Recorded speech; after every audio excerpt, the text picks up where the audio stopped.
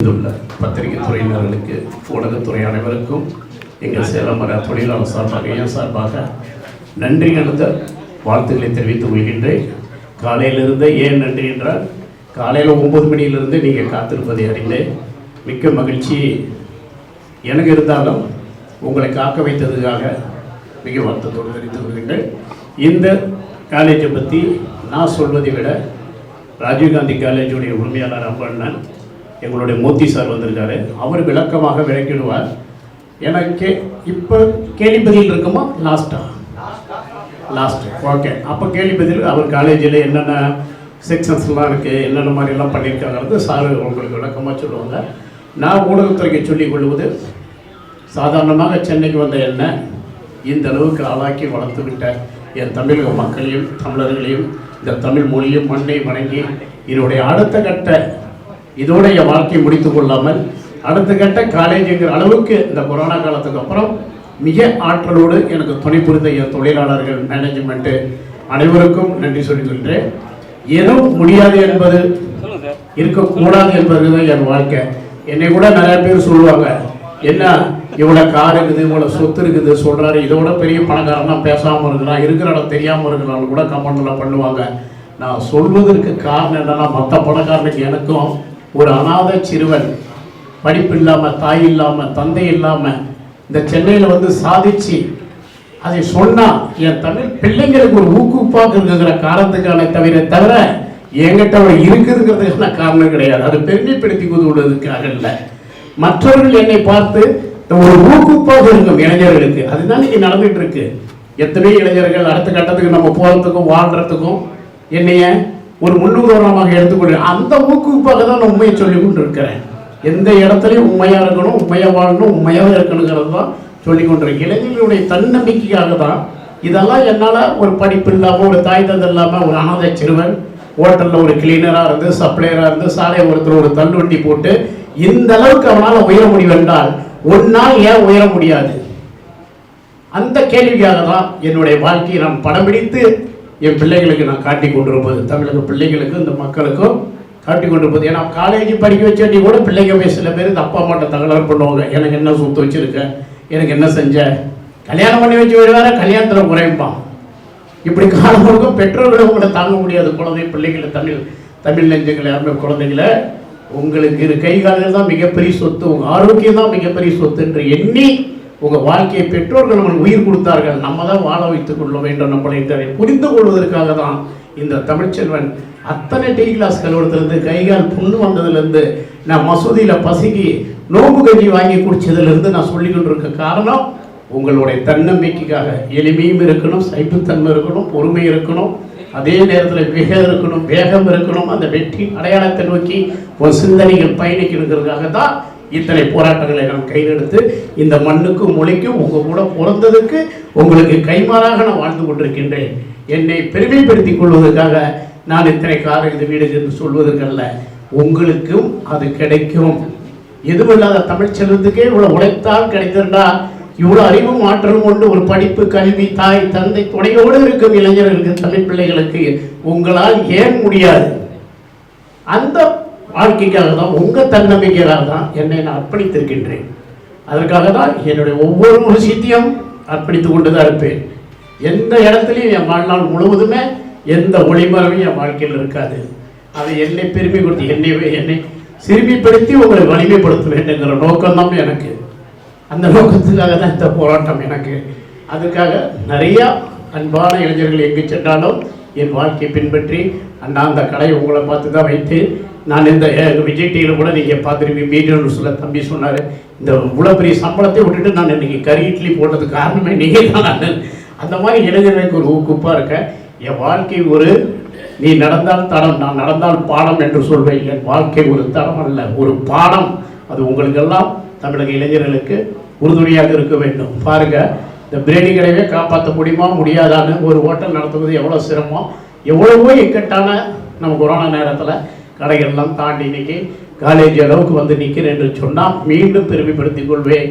இந்நாள் முடியவில்லை என்றால் ஒன்னால் ஏன் முடியாது? என் தமிழ் பிள்ளைகளே, அதுதான் என்னுடைய கேள்வி. உங்களால் முடியும். ஒன்னால் முடியும் என்றால் வேறு யாரால முடியும்? அந்த முயற்சிக்காக தான் நான் அடுத்த கட்டத்தை தொட்டிருக்கின்றேன். நான் இந்த ஆன்லைன் இதில் போட்ட உடனே ஒரு 4 நாள்லேயே 18,60,000 பேர் விண்ணப்பித்தீர்கள். உடனே முடக்க சொல்லிட்டேன். இவ்வளோ அன்பும் ஆதரவும் உங்ககிட்ட இருக்கும்போது இந்த காலேஜ் ஒரு காலேஜோட இல்லை, எங்கள் மூர்த்தி சார் தலைமையிலையும், எங்கள் செந்தில் சார் தலைமையிலும், எங்கள் ராஜா சார் தலைமையிலும், எங்களுடைய டீம் தலைமையில் அடுத்த ஆண்டு 30 காலேஜுகளை நான் தொடங்க இருக்கின்றேன். அதுக்கான பணிகள் நடந்து கொண்டிருக்கின்றது. இதனால் இளைஞர்களுக்கு மற்ற காலேஜுக்கு நமக்குள்ள வித்தியாசம் என்னவென்றால், மற்ற காலேஜ் ஓனர்கள் பணத்தை போட்டு உரிமையாளர்களாக இருப்பாங்க. நான் பணத்தை போட்டவன் இல்லை. அத்தனை கேட்டரிங்களும் கொடுக்குற சமையல் கலைகளும் தொழில்நுட்பங்களும் சர்வீஸிலிருந்து எப்படி செய்ய வேண்டும் என்பதிலிருந்து அனைத்தும் எனக்கு எக்ஸ்பீரியன்ஸாக பாடமாக சிறு வயதிலிருந்து எனக்கு இருக்கு. ரொம்ப ஈஸியாக பிள்ளைகளை நான் கையாண்டு விடுவேன். நீங்கள் 3 மாதம் படிக்க வேண்டியது இருந்தால் என்கிட்ட 1 மாதமே போதும், உங்களை தேர்த்திடுவேன். அத்தை ஆற்றலோடு உங்களுக்கு நானே பாடம் எடுக்க இருக்கின்றேன், உள்ள ஆலோசனையாக இருக்கின்றேன். அதனால் நீங்கள் பயன்படக்கூடியவங்க. அது மட்டும் இல்லை, நம்ம நிர்வாகத்திலேயும் வேலை வாய்ப்பு இருக்குது. படிக்கும் போது 10,000 சம்பளம் 5,000 சம்பளம்லாம் கிடையாது. நீ படிக்க எங்கள் காலேஜில் ட்ரெயின் ஆனவன் இருக்கும்போதே என் கடைக்குள்ள நீ ஒரு பிளேட் அடிக்கிற இல்லை மாஸ்டர் அப்படின்னா 40,000 80,000 வரைக்கும் போக முடியும். என்னுடைய காலேஜில் படிக்கிற பிள்ளைங்க அதுக்கு ஏகிட்டையும் வேலை வாய்ப்பு இருக்குது. நம்ம சேலம் மாறாரு உலகம் எங்குன்னு 2,000 கிளைகளை திறக்கிற ஒரு வியூகத்தில் அமைச்சுக்கிட்டு இருக்கிறோம். இன்னைக்கு தமிழ்நாடு எங்கும் வேலை நடந்துட்டு இருக்கு. இன்னைக்கு இருக்கிற கிளைகள் ஒரு 50 கிளைகள் என்றால் 50 கிளைகள் வேலை நடக்குது. London, East Ham, Australia, Canada, Malaysia, Singapore போன்ற பகுதியெல்லாம் பணிகளை தொடர்ந்து நடந்திருக்கு. அதனால நீங்க விரைவில் நம்ம காலேஜில் சேர்ந்து விரைவில் பணியில் சேரலாம். இது அரசு வேலை வாய்ப்பும் இருக்கு, கப்பல் வேலை வாய்ப்பு இருக்கு, ஓட்டல் வேலை வாய்ப்பு இருக்குது. அடுத்தது மூர்த்தி சார் உங்களுக்கு விளக்கமாக சொல்லுவார்கள். அவர் சொல்ல வேண்டி உங்கள் கேள்விக்கு நான் பதில் இருக்கின்றேன். இந்த நோக்கம் படிப்பில்லாத யாரையும் நான் இன்னொரு கூட அறிவிச்சிருக்கிறேன். ஃபீஸ் கூட இல்லையா, உண்மையான முறையில் இல்லைன்னா கூட அவங்களுக்கு கற்றுக் கொடுத்து வேலைக்கு அனுப்பி அப்புறம் கூட வாங்கிக்கலான்னு நாட்டிலே முறையாக இதை நான் செய்ய இருக்கிறேன். யாருமே நல்ல முறையில் பயன்படுத்திங்க, உண்மையாக இருங்க. நான் என் உதவியை யாரும் கேலியாகவோ கிண்டலாகவோ அப்படி எடுத்துக்கொள்ளாமல் மிக பொறுப்போடு அக்கறையோடு நன்றி உணர்வோடு அதை பயன்படுத்தி நீங்கள் வாழ வேண்டும். நீங்கள் வாழ்ந்தால் நம்ம மொழி வாழும், மொழி வாழ்ந்தால் நாடு வாழும், நாடு வாழ்ந்தால் நம்ம பாரதம் வாழும் என்று சொல்லி அடுத்த கேள்விக்கு நான் உங்களுக்கு விடையளிக்கின்றேன். நன்றி, வணக்கம்.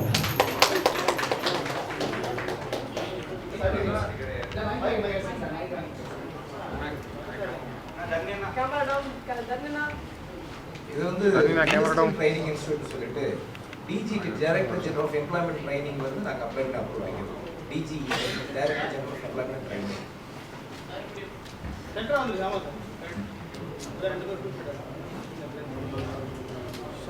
இது டிஜிங்கிறது சென்ட்ரல் கவர்மெண்ட் இது.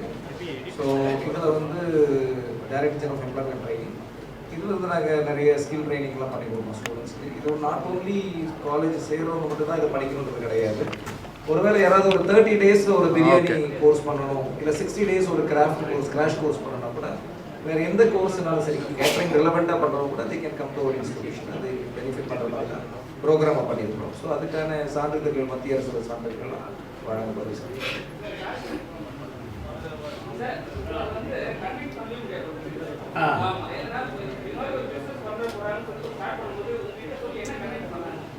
இல்லை நான் தான் அவங்களுக்கு அட்வைஸ் பண்ணேன், இதை நம்ம பண்ணியே தீரணும் அப்படின்னு. அது ஏன் காரணம்னு கேட்டிங்களா, என் மேலே எனக்கு ஒரு வெறி உண்டு. எனக்கு தெரிஞ்ச இந்த ஆற்றல் எல்லா பிள்ளைகளுக்கும் போய் சேர்ந்தா எப்படி இருக்குங்கிறது, அது எப்படி கொண்டு போகணும். இப்போ என்கிட்ட வந்தால் என் ஹோட்டலில் இருக்கிற மாஸ்டர்ஸ் யாருமே வந்து வெளியில் வேலை பார்த்தவங்க கிடையாது. என்கிட்ட வெங்காயம் வலிக்கு வந்தவங்க, பரோட்டா போட வந்தவங்க தான் இன்றைக்கி ஆர்ஆருடைய மாஸ்டராக இருக்காங்க. இப்போ இவங்கள ட்ரெயின் பண்ணேன். இன்றைக்கி நல்ல ஒரு சேலரியில் பிள்ளைங்க எல்லாம் வீடு கட்டி இப்போ தன்னோட அக்கா தங்கைகள்லாம் கட்டி கொடுக்குற அளவுக்கு நல்ல ஒரு வருமானத்தை அவங்க ஈட்டு கொடுத்தேன். இதை நாடு முழுவதும் ஏன் கொடுக்கக்கூடாது?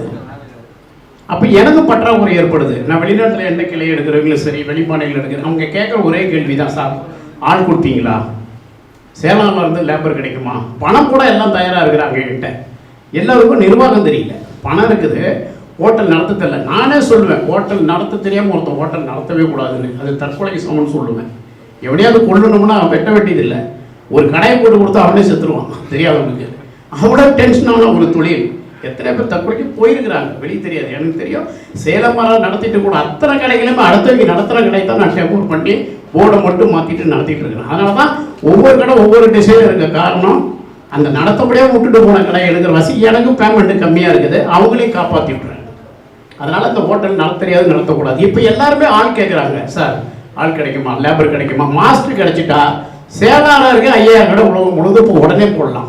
ஆட்கள் இல்லை, உணவு தொழிலில். பிரியாணிங்கிறது நெருப்பில் நின்று மிஷின் கிடையாது. அது சில வெங்காயம் வெட்டுற மிஷின், தக்காளி வெட்டுற மிஷின் தான் தவிர தம்மு மசாலா அடித்து போடுவது ஒரு மனிதனால் தான் முடியும். அதனால தான் உலகம் எங்குமே பிரியாணி மட்டும் இருக்காது. மற்றது பீஸா ஈஸியாக கிடைச்சிடும், எல்லா ஃபுட்டு, கேக்கு கிடைக்கும், சாக்லேட் கிடைக்கும். ஃபாரினில் பிரியாணினா நம்ம ஆளுங்க விட்டால் வேறு யாராலையும் வெள்ளக்காரனாலும் போடவே முடியாது. ஆனால் அவ்வளோ ஹார்ட் ஒர்க்கான விஷயம் அது. அதை நம்ம கையில் எடுத்து நம்ம பிள்ளைங்களுக்கு கற்றுக் கொடுத்து வெளிநாட்டில் போய் நல்லபடியாக இருக்கட்டுமே. என்ன சொல்கிறீங்க? சொல்லுங்கள். வெளிநாட்டுக்கு போய் இங்கே இருக்கிற சம்பளத்தோடு உங்களுக்கு கூட கிடைக்கும் 1, கிளைகளை கேட்குறவங்களுக்கு ஆட்கள் கிடைக்கும் 2. நான் கற்றுந்த தொழில் இந்த சுவையை நீங்கள் மட்டும் சாப்பிட்டுட்டு நாளைக்கு உங்கள் புள்ள சாப்பிட்ணும், உங்கள் பேரன் சாப்பிட்ணும், உங்கள் கொள்ளு பேரை சாப்பிட்ணும். இதுதான் அதோடைய நோக்கம்.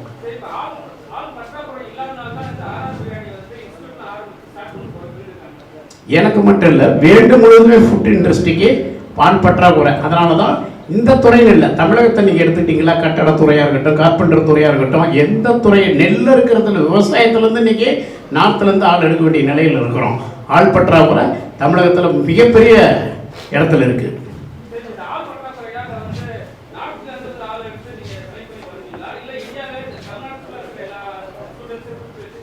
மூர்த்தி சார் அதுக்கு பதில் அளிக்கிறாரு. காலேஜ் உரிமையாளர்கிட்டையும் கொடுப்போம்.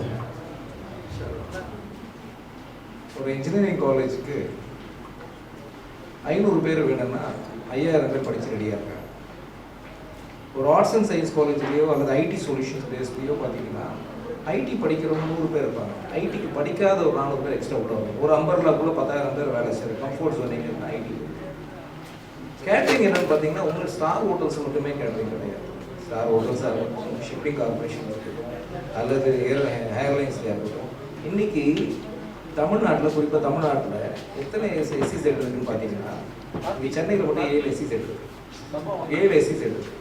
எல்லா இடத்துலையும் இண்டஸ்ட்ரியல் கேட்ரிங்கிறது பார்த்தீங்கன்னா 10,000 பேர், ஒரு ஃபேக்ட்ரியில் 10,000 பேர் வேலை செய்யணும், 10,000 பேர் வீட்டுக்கு சாப்பாடு கொண்டு போகிறாங்க. அவ்வளவும் ஒரு இண்டஸ்ட்ரியல் காரிடாரில் தான் ப்ரொவைட் பண்ணுறாங்க. இந்த மாதிரி எல்லா எஸ்சிஸ்லையும் சரி, ஸ்பெஷல் எக்கனாமிக் ஜோன் மட்டும் எனி ஃபேக்டரிஸ்லேயும் நீங்கள் வந்து இண்டஸ்ட்ரியல் கேட்ரிங்க்கு அவ்வளோ ஆட்கள் தேவைப்படுது. ஆனால் ஆட்கள் கிடைக்கிறது இல்லை. அப்போ என்னென்னா ஹோட்டல் மேனேஜ்மெண்ட் காலேஜ் வந்து ஆரம்பிக்கிறாங்க. தமிழ்நாட்டில் 2 தான் இருக்குது. ஒரு திருச்சியில் ஒரு சென்ட்ரல் கவர்மெண்ட் இருக்குது, அதுக்கடுத்து போய் SRM ஒன்று பண்ணிட்டு இருக்காங்க. இன்னும் ஒரு 3 இன்ஸ்டியூஷன் தான் ரெப்யூட்டடாக பண்ணிட்டு இருக்காங்க. இந்தியா லெவலில் பார்த்தீங்கன்னா ஒரு 100 இன்ஸ்டியூஷன் தான் ரெப்யூட்டடாக இருக்கும். நிறைய வந்து ஹேம்லெட் குக்கிராமங்களில் கூட வந்து சின்ன சின்னதாக வந்து பார்த்தீங்கன்னா வளர்ந்துருப்பாங்க தவிர, ஆனால் இண்டஸ்ட்ரியல் நீடை வந்து கொடுக்குறேன்னா எனக்கு கிடையாது. ஆக்சுவலாக we have very big demand. அதெல்லாம் நான் சொன்னேன், படித்து முடிச்சு 2வது நாள் ரெஸ்யூம் கூட பிரிண்ட் ஆகிறத தவிர பிளேஸ்மெண்ட் எடுத்து கொடுத்து ரெடியாக இருக்காங்க. ஆட்கள் அவ்வளோ டிமாண்ட் இருக்குது. ஏன்னா மேக்ஸிமம் ஃபேக்ட்ரியில் வேலை செய்கிறவங்களிருந்து எந்த துறையில் இருந்தாலும் இன்றைக்கி எல்லா இடத்துலையும் அவங்களே ஃபுட்டை ப்ரொவைட் பண்ணி 12 hours ஜாப் கொடுக்குறதுக்காக என்னென்னா இன்றைக்கி ஒர்க்மேன்ஷிப் அதிகமாக தேவைப்படுறாங்க. We need people for catering. அதனால தான் என்னென்னா அவங்களுக்கு பணம் இல்லைனாலும் படிக்க வைக்கலாம்னு சொல்கிறாங்க. ஏன்னா அவ்வளோ தேவைப்படுது. நம்ம ஒன்றும் இப்போ வந்து நம்ம ஒரு 20% ஃப்ரீயாக பண்ணால் கூட 80% கமர்ஷியலாக தான் பண்ண போகிறோம். ஆனால் என்னென்னா நீங்கள் கிவ் தட் அஃபோர்டபுள் காஸ்ட்டில் கொடுத்து பெட்டர் எஜுகேஷன். அது தமிழ்நாட்டில் படிச்சிருந்தாலும் எந்த ஊரில் படித்தாங்க அது ஒரு பிரச்சனையே கிடையாது. Let come to institution, you can give that better education.